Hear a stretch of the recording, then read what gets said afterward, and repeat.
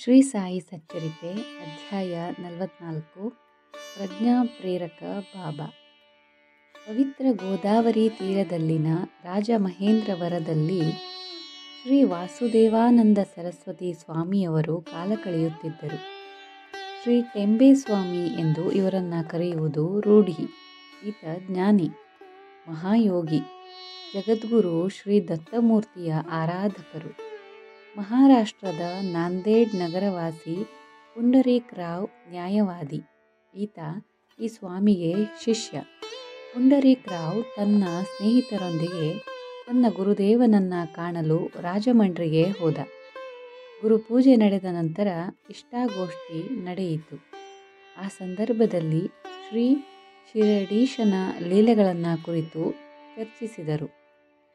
ಶ್ರೀ ಸಾಯಿ ಹೆಸರು ಕೇಳಿದೊಡನೆ ಶ್ರೀ ವಾಸುದೇವಾನಂದ ಸರಸ್ವತಿ ಹಸ್ತರಾಗಿ ಕರಗಳನ್ನೆತ್ತಿ ಪ್ರಭು ಎಂದು ಪ್ರಣಾಮ ಸಲ್ಲಿಸಿ ಪಕ್ಕದಲ್ಲಿದ್ದ ನಾರೀಕೇಳವನ್ನು ಕೈಗೆತ್ತಿಕೊಂಡು, ಮಗು ಪುಂಡರೀಕ, ಫಲವನ್ನು ನನ್ನ ಕಾಣಿಕೆಯಾಗಿ ನನ್ನ ಸೋದರನಾದ ಸಾಯಿಗೆ ತಲುಪಿಸು. ಆಶ್ರಮ ಸ್ವೀಕಾರಗೈದ ಸಾಧುಗಳು ಜೊತೆ ಸಾಧುಗಳಿಗೆ ಪ್ರಣಾಮ ಮಾಡುವುದಿಲ್ಲ. ಆದರೆ ಶ್ರೀ ಸಾಯಿ ವಿಷಯ ಹಾಗಲ್ಲ. ಬಾಬಾ ಪ್ರಭುಗಳ ಪ್ರಭು, ಪರಮಾತ್ಮ ಸ್ವರೂಪಿ. ಕಾರಣ ಜನ್ಮ. ನನ್ನ ಕಾಣಿಕೆಯೊಂದಿಗೆ ನನ್ನ ಪ್ರಣಾಮವನ್ನು ಕೂಡ ತಲುಪಿಸಿ. ಈ ಸೋದರನನ್ನು ಮರೆಯಬೇಡವೆಂದು ಪದೇ ಪದೇ ಭಿನ್ನವಿಸಿದನೆಂದು ತಿಳಿಸಿರಿ ಎಂದು ಅರ್ಧ ನಿರ್ಮಲಿತ ನೇತ್ರನಾಗಿ ಶ್ರೀ ಸಾಯಿರಾಮ ಎನ್ನುತ್ತಾ ಆ ತೆಂಗಿನಕಾಯಿಯನ್ನು ಪುಂಡರೀಕ್ ರಾವ್ ಕೈಗೆ ಕೊಟ್ಟರು. 1 ತಿಂಗಳು ಕಳೆಯಿತು. ಆ ಫಲವನ್ನು ಪುಂಡರೀಕ್ ಜತನವಾಗಿ ಕಾಪಾಡಿದ. ತನ್ನ ಸ್ನೇಹಿತರ ಜೊತೆ ಶಿರಡಿಗೆ ಪ್ರಯಾಣ ಮಾಡಿದ. ಶ್ರೀ ಸರಸ್ವತಿ ಸ್ವಾಮಿಯವರಿದ್ದ ಆ ಫಲವನ್ನು ತುಂಬ ಶ್ರದ್ಧಾಭಕ್ತಿಯಿಂದ ತೆಗೆದುಕೊಂಡು ಹೋದ. ಮನ್ನಾಡ್ನಲ್ಲಿ ಇಳಿದುಕೊಂಡು ಅವರು ಶಿರಡಿಯತ್ತ ಸಾಗಿದರು. ಆದರೆ ಮಾರ್ಗ ಮಧ್ಯದಲ್ಲಿ ಅವರಿಗೆ ದಾಹವಾಯಿತು. ನೀರು ಕುಡಿಯಲು ಸನಿಹದಲ್ಲಿದ್ದ ತೊರೆಯ ತೀರ ಸೇರಿದರು. ಖಾಲಿ ಹೊಟ್ಟೆಯಲ್ಲಿ ನೀರು ಕುಡಿಯಬಾರದೆಂದು ತಾವು ತಮ್ಮೊಂದಿಗೆ ತಂದಿದ್ದ ಖಾರದ ಅವಲಕ್ಕಿ ಗಂಟು ಬಿಚ್ಚಿದರು. ಮುಷ್ಟಿಯಲ್ಲಿ ಅವಲಕ್ಕಿ ತಿನ್ನತೊಡಗಿದರು.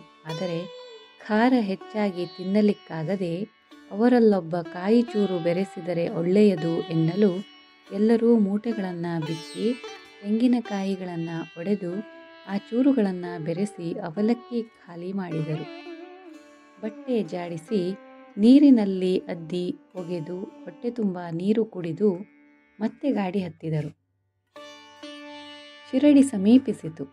ಪುಂಡರೀಕ್ ರಾವ್ ಸ್ವಾಮೀಜಿ ಕೊಟ್ಟಿದ್ದ ತೆಂಗಿನಕಾಯಿಯ ಜ್ಞಾಪಕ ಬಂದಿತು. ಚೀಲ ಸವರಿ ನೋಡಿದ. ದುರದೃಷ್ಟ, ಆ ಹೊಳೆಯ ದಡದಲ್ಲಿ ಆ ಕಾಯಿಯನ್ನು ಕೂಡ ಅವರು ಒಡೆದು ತಿಂದಿದ್ದರು. ಎಂಥ ಅಪಚಾರವಾಯಿತು! ಗುರುದೇವರು ಕೊಟ್ಟಿದ್ದ ಫಲವನ್ನು ತಾವು ತಿನ್ನುವುದೇ? ಆತನಿಗೆ ದಿಗಿಲಾಯಿತು. ಶರೀರ ಪಾದಮಸ್ತಕ ಗಡಗಡನೆ ನಡುಗಿತು. ಎಲ್ಲವೂ ಅಂಧಕಾರವೆನಿಸಿತು. ತಾನೇನು ಮಾಡಬೇಕೆನ್ನುವುದು ತೋಚಲಿಲ್ಲ. ತನ್ನ ಸ್ನೇಹಿತರನ್ನು ಪ್ರಶ್ನಿಸಲಿಕ್ಕೂ ಮಾತು ಬಾರದಾಯಿತು. ತೊಳಲಾಟದಲ್ಲಿ ಶಿರಡಿ ತಲುಪಿದ. ಸಾಯಿ ದರ್ಶನ ಮಾಡಿದ. ಆದರೆ ಆ ತೆಂಗಿನಕಾಯಿ ಎಲ್ಲಿ? ಇವರ ಹೊಟ್ಟೆಯಲ್ಲಿದೆ. ಸರಸರನೆ ಹೋಗಿ ಪುಂಡರೀಕ ಸಾಯಿ ಪಾದಗಳನ್ನು ಗಟ್ಟಿಯಾಗಿ ಹಿಡಿದುಕೊಂಡು ದೀನನಾಗಿ ಪ್ರಮಾದ ತಿಳಿಸಿ ಕ್ಷಮಿಸುವಂತೆ ಬೇಡಿದ. ಬೇರೊಂದು ಫಲ ತರುವೆನೆಂದು ಆತುರದಿಂದಲೇ ನುಡಿದ. ಬಾಬಾ ಅದಕ್ಕೆ ಒಪ್ಪಲಿಲ್ಲ. ಬಾಬಾ ಮಂದಸ್ವರದಲ್ಲಿ, ಎಂತಹ ಕೆಲಸ ಮಾಡಿಬಿಟ್ಟೆ ಮಗು. ನನ್ನ ಸೋದರ ನನಗಾಗಿ ಕೊಟ್ಟ ಆ ಫಲದ ಬೆಲೆ ನಿನಗೆ ಹೇಗೆ ಗೊತ್ತಾಗುತ್ತದೆ? ಬೇರೆ ಕಾಯಿಗಳು 1000 ಆದರೂ ಆ ಒಂದು ಫಲಕ್ಕೆ ಸಮಾನವೇ? ಅಬ್ಬಾ ಸೋದರ ಎಂದು ಕಣ್ಣು ಮುಚ್ಚಿದರು. ಹೆದರಿ ಕಂಗೆಟ್ಟ ಪುಂಡರೀಕ ನಡುಗಿಬಿಟ್ಟ. ಕ್ಷಣ ತಡೆದು ಬಾಬಾ, ಮಗು ಹೆದರಬೇಡ, ಹಾಗೇಕೆ ನಡುಗುತ್ತಿರುವೆ? ಆಗಿ ಹೋದುದಕ್ಕೆ ಚಿಂತಿಸಿ ಫಲವೇನು? ಒಂದು ವಿಷಯ ನೀನು ತಿಳಿದುಕೋ, ಇದರಲ್ಲಿ ನಿನ್ನ ತಪ್ಪೇನೂ ಇಲ್ಲ. ನನ್ನ ಸೋದರ ಆ ಫಲವನ್ನು ನನಗೆ ಕಳುಹಿಸಿಕೊಡುವಂತೆ ಪ್ರೇರೇಪಿಸಿದವನು ನಾನೇ, ಮತ್ತು ನಿಮಗೆ ದಾಹ ಕಲ್ಪಿಸಿದ್ದೂ ನಾನೇ. ನೀವು ತಿನ್ನುವಂತೆ ಸಂದರ್ಭ ಉಂಟು ಮಾಡಿದವನೂ ನಾನೇ. ಇದಕ್ಕೆ ನೀನೇಕೆ ಚಿಂತಿಸುವೆ? ಎಲ್ಲವೂ ನನ್ನ ಸಂಕಲ್ಪದಿಂದಲೇ ನಡೆಯಿತು. ಈ ರಹಸ್ಯ ತಿಳಿದುಕೋ. ಯಾವ ಕಾರ್ಯಕ್ಕೂ ನೀನು ಕರ್ತನಲ್ಲ. ಕರ್ತೃತ್ವ ನೀನು ವಹಿಸುವೆ ಏಕೆ? ಅದಕ್ಕೆ ಈ ಸಂಕಟ, ವ್ಯಥೆ ಎಲ್ಲವೂ ನನ್ನ ಪರವಾಗಿ ಕಂಡು ನಿನ್ನ ಕಾರ್ಯಗಳನ್ನು ನಿರ್ವಹಿಸು. ಒಳಿತು ಕೆಡುಕುಗಳಿಗೆ ನೀನು ಹೊಣೆಗಾರನೆಂದು ನಿನ್ನ ಪ್ರೇರಣೆ. ಪ್ರಜ್ಞೆಗಳಿರುವುದೆಂದು ಭ್ರಮಿಸಬೇಡ. ಎಲ್ಲದಕ್ಕೂ ಆಧಾರಭೂತನೂ ಕರ್ತನೂ ಭೋಕ್ತನೂ ಕೂಡ ನಾನೇ. ಈ ಜ್ಞಾನ ನಿನಗೆ ಪ್ರಸಾದಿಸುತ್ತೇನೆ, ಹೆದರಬೇಡ, ಏಳು ಎಂದು ಎಬ್ಬಿಸಿದರು. ಆತನನ್ನು ಹೀಗೆ ಅನುಗ್ರಹಿಸಲೆಂದೇ ಬಾಬಾ ಆ ಪ್ರಮಾದ ಕಲ್ಪಿಸಿದರೇನೋ ನಮಗೇನು ಗೊತ್ತು. ನಮಗೆ ವ್ಯತಿರಿಕ್ತವಾಗಿ ಭೀಕರವಾಗಿ ಕಷ್ಟಗಳಾಗಿ ಕಾಣಬರುವ ಅಂಶಗಳು ಕೂಡ ದೈವ ಸಂಕಲ್ಪವೇ. ಅಹಂಭಾವ ಅನಗತ್ಯ. ಅಜ್ಞಾನದಿಂದ ನಾವು ಹೀಗೆ ಸಂಕಟ ಪಡುತ್ತಿದ್ದೇವೆಂದು ತಿಳಿಯಪಡಿಸಿದ್ದಾರೆ ಪ್ರಭು. ಹೆಜ್ಜೆ ಹೆಜ್ಜೆಗೂ ಅಜ್ಞಾನವೇ ನನಗೆ ಅಡ್ಡಿಯಾಗುತ್ತಿದೆ, ಅಹಂಭಾವವೇ ಆವರಿಸುತ್ತಿದೆ. ಇದರಿಂದ ಪಾರಾಗಿಸಿ ರಕ್ಷಿಸೆಯ ಎಂದು ಬಾಬಾರಿಗೆ ಪ್ರಣಾಮ ಮಾಡೋಣ. ಓಂ ಶ್ರೀ ಸಾಯಿನಾಥಾಯ ನಮಃ. ಶ್ರೀ ಸಾಯಿ ಸಚ್ಚರಿತೆ ಅಧ್ಯಾಯ 45 ಅನುಗ್ರಹ. ಒಂದು ದಿನ ಬಾಬಾ ಮಸೀದಿಯಲ್ಲಿ ಕೆಲಸವಿಲ್ಲದವರಂತೆ ತಾಮ್ರದ ನಾಣ್ಯವನ್ನು ಈ ಕೈಯಿಂದ ಆ ಕೈಗೆ, ಆ ಕೈಯಿಂದ ಈ ಕೈಗೆ ಬದಲಾಯಿಸುತ್ತಾ ಪದೇ ಪದೇ ಅದನ್ನೇ ನೋಡುತ್ತಿದ್ದರು. ಯಾರೊಂದಿಗೂ ಏನೂ ಮಾತನಾಡದೆ ತದೇಕ ಚಿತ್ತದಿಂದ ಅದನ್ನೇ ಪರೀಕ್ಷಿಸುತ್ತಿದ್ದರು.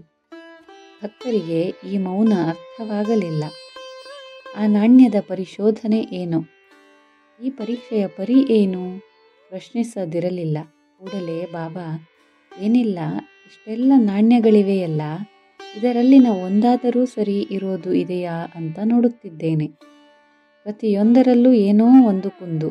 ಕೆಲವಲ್ಲಿ ಅಕ್ಷರವಿರುವುದಿಲ್ಲ, ಕೆಲವಲ್ಲಿ ಚಿತ್ರನೇ ಕಾಣಿಸುವುದಿಲ್ಲ, ಕೆಲವು ಸವೆದು ಹೋಗಿವೆ, ಜಜ್ಜಿ ಹೋಗಿರೋದು ಇವೆ.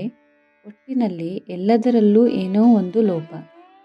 ಎಲ್ಲ ಜನ ಬರುತ್ತಾರೆ ಹೋಗುತ್ತಾರೆ, ಎಲ್ಲರೂ ಅದು ಬೇಕು ಇದು ಬೇಕು ಎಂಬ ಬೇಡಿಕೆ ಸಲ್ಲಿಸುವವರೇ ವಿನಃ ಜ್ಞಾನಾಕಾಂಕ್ಷಿಗಳು ದಾಹಿಗಳು ಯಾರೂ ಇಲ್ಲ.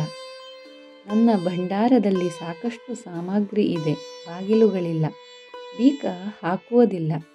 ಯಾರಿಗೆ ಎಷ್ಟು ಬೇಕೋ ಅಷ್ಟು ಧಾರಾಳವಾಗಿ ತೆಗೆದುಕೊಂಡು ಹೋಗಿರೆಂದು ಬಹಿರಂಗವಾಗಿ ಹೇಳಿದರೂ ಅಲ್ಪ ಬುದ್ಧಿಯಿಂದ ಹಣ, ಸಂತಾನ, ಕಷ್ಟ ಪರಿಹಾರ ಇವುಗಳನ್ನು ಕೇಳುವರೇ ವಿನಃ ಜ್ಞಾನ ಭಂಡಾರದತ್ತ ಕಣ್ಣೆತ್ತಿಯೂ ನೋಡುವವರಿಲ್ಲವಲ್ಲ ಅಂತ ಪರಿಶೀಲಿಸಿ ನೋಡುತ್ತಿದ್ದೇನೆ. ಅಜ್ಞಾನಾಂಧಕಾರವನ್ನು ನೀಗಿಸಿ ಜ್ಞಾನ ಭಿಕ್ಷೆ ನೀಡಲೆಂದೇ ಸಿದ್ಧನಾಗಿಯೂ ಸಾಧಕನಂತೆ ಸರ್ವಸಂಗ ಪರಿತ್ಯಾಗಿಯಾಗಿ ಸಚ್ಚಿದಾನಂದ ಸ್ವರೂಪನಾಗಿಯೂ ಸಾಮಾನ್ಯನಂತೆ ಪರಮಾತ್ಮ ಸ್ವರೂಪನಾಗಿಯೂ ಭಕ್ತನಂತೆ ಸರ್ವಂ ಸಹ ಚಕ್ರವರ್ತಿ ಆಗಿಯೂ ಭಿಕ್ಷುಕನಂತೆ ವರ್ತಿಸುತ್ತಾ ಭಕ್ತೋದ್ಧಾರಕ್ಕೆ ಆದರ್ಶಗಳನ್ನು ಬೋಧಿಸಿ ದಾರಿ ತೋರುವುದಕ್ಕೆ ಮಾನವಾಕಾರದಲ್ಲಿ ನಡೆದುಕೊಳ್ಳಲು ಆರಂಭಿಸಿದ ಮಹಾನುಭಾವ ಸಾಗರ ಗಂಭೀರವಾದ ಶ್ರೀ ಸಾಯಿ ಕರುಣಾಮಯಿ. ಆ ತಂದೆಯ ಸಾನ್ನಿಧ್ಯ ಸೇರಿ ಆತನ ಕರುಣೆಗೆ ಪಾತ್ರರಾಗುವಂತೆ ನಡೆದುಕೊಂಡಲ್ಲಿ ನಮಗಿನ್ನೂ ಕೊರತೆಯಿಲ್ಲ.